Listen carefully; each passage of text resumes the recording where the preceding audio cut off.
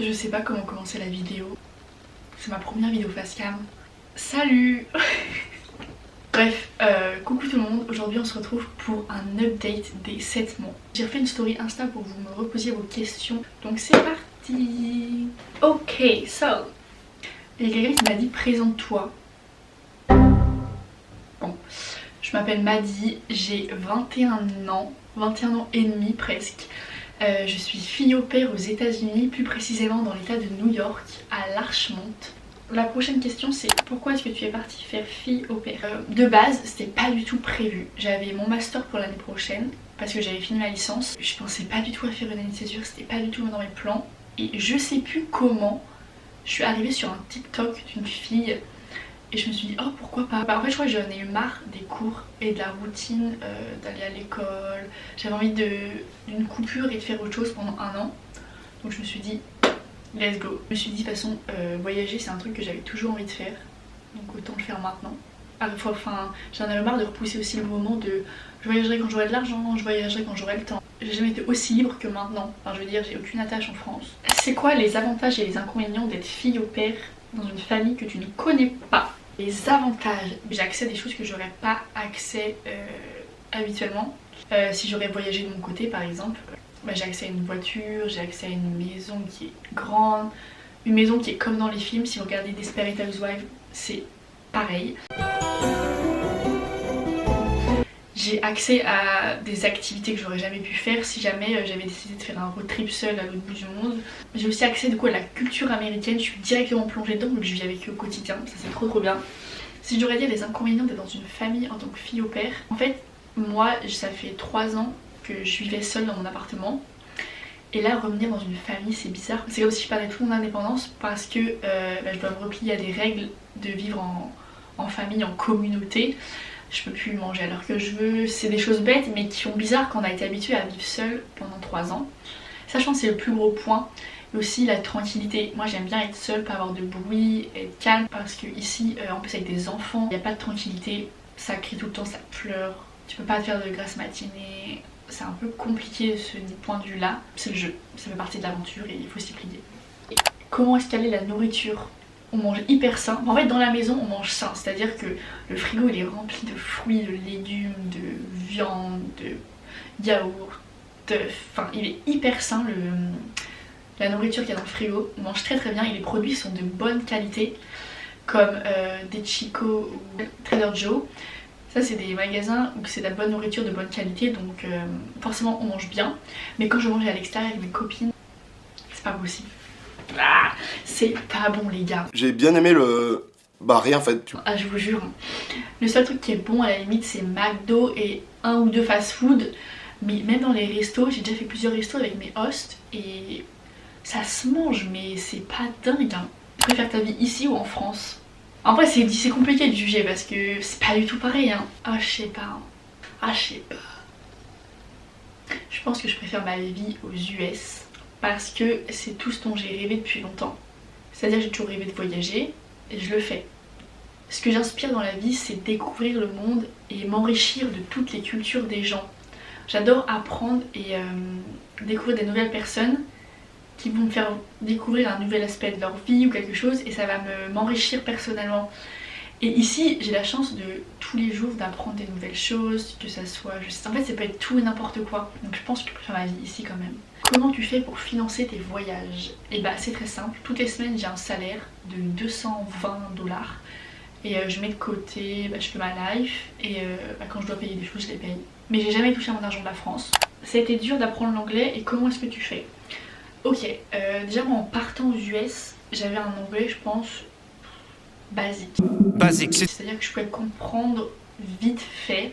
Et comment est-ce que j'ai fait pour apprendre? Bah déjà j'ai pas le choix. Dès que je suis arrivée, ils parlaient pas en français. Donc je devais essayer de comprendre. Je les ai fait beaucoup répéter au début. L'avantage c'est que je parle beaucoup, enfin je passe les 3/4 du temps avec les filles et c'est des enfants. Donc elles parlent tout le temps et dès que tu comprends pas tu peux demander de répéter sans être trop gênée. Mais avec Amaya c'est incroyable pour apprendre parce que dès que je sais pas, je lui dis, je lui demande, des fois je lui dis il faut mieux que je dise ça ou je me dis ça, elle me corrige donc c'est hyper bien. Sinon j'ai arrêté de regarder mes séries en français, je la regarde que en anglais, sous-titré anglais ou des fois sans sous-titres quand j'y arrive. je lis en anglais. Maintenant je pense qu'en anglais. En fait c'est bizarre mais dans ma tête maintenant, il n'y a plus la transition. Attends, il faut que je parle en anglais donc il faut que je traduise du français, etc. Non. Maintenant j'ai un truc à le dire, je le dis direct. Je suis choquée de mon niveau. Je pensais pas que j'allais autant level up. Après il y a des jours je suis un peu en mode putain mais je suis une merde. Il y a des jours je suis en mode putain je suis trop forte.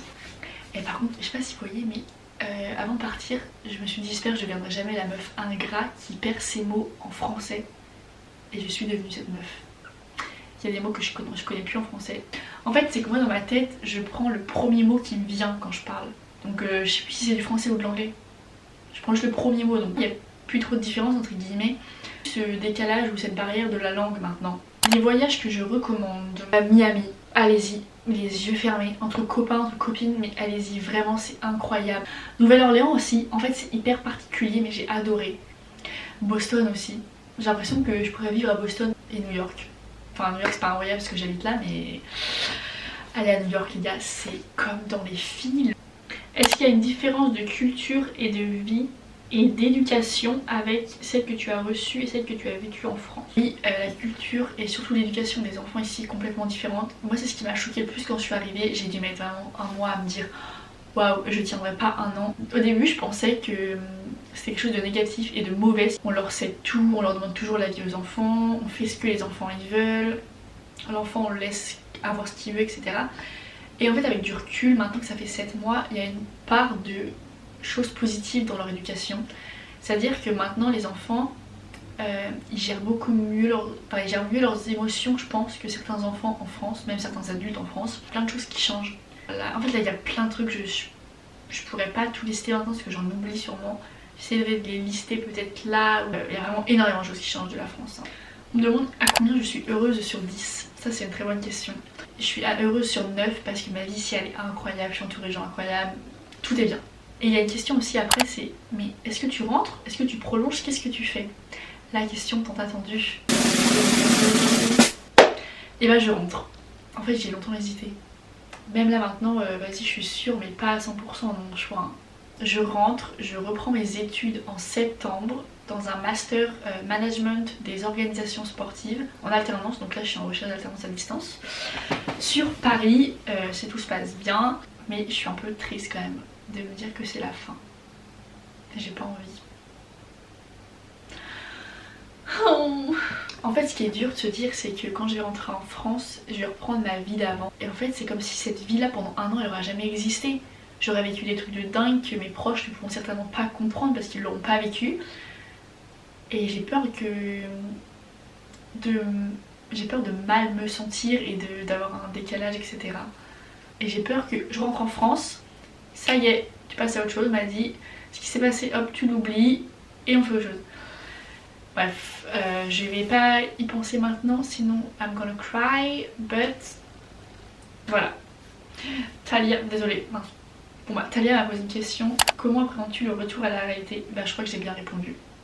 Je l'appréhende très mal, j'ai très peur. Oh my goodness. Est-ce que tu as des nouvelles habitudes? On m'a demandé. Et j'en ai plein, je suis choquée. Enfin plein. Non mais j'ai arrêté la salle de sport les gars. Moi qui étais muscu addict à fond dans la salle, ça faisait 3 ans j'en faisais, j'allais tous les jours limite. Et bah j'ai arrêté la salle. Et je fais du crossfit maintenant, 2 fois par semaine. Et truc de dingue, je me suis inscrite à un semi-marathon. Je vais faire un semi-marathon avec Perrine, alors que je déteste courir.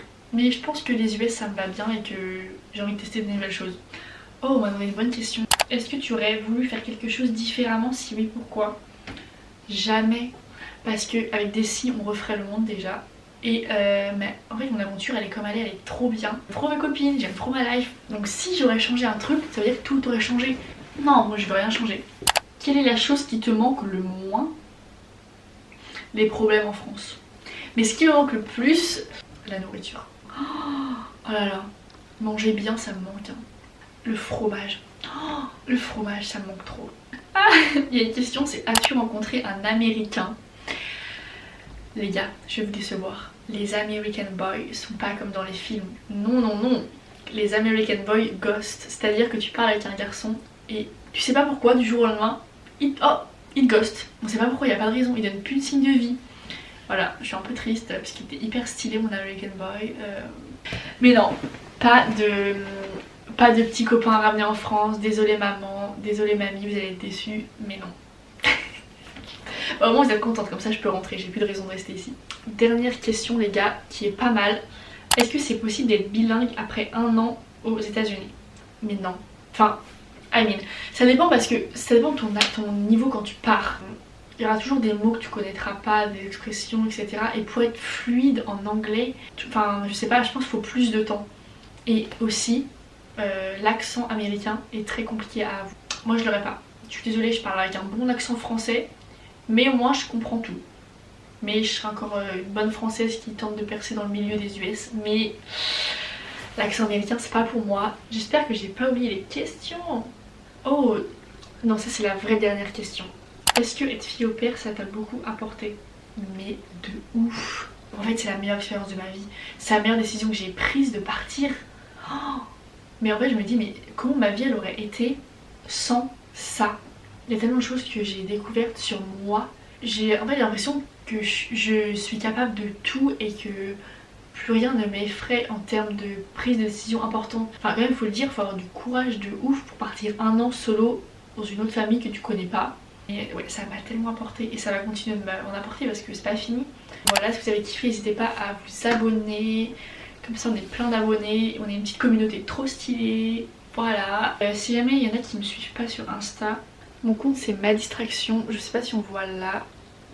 Ouais, voilà, et bah allez me suivre, c'est un peu sympa ce que je partage, enfin je crois. Je fais des bisous à tout le monde, bisous à mes copains et à la famille de la France. Et see you next time pour une nouvelle vidéo. Abonnez-vous.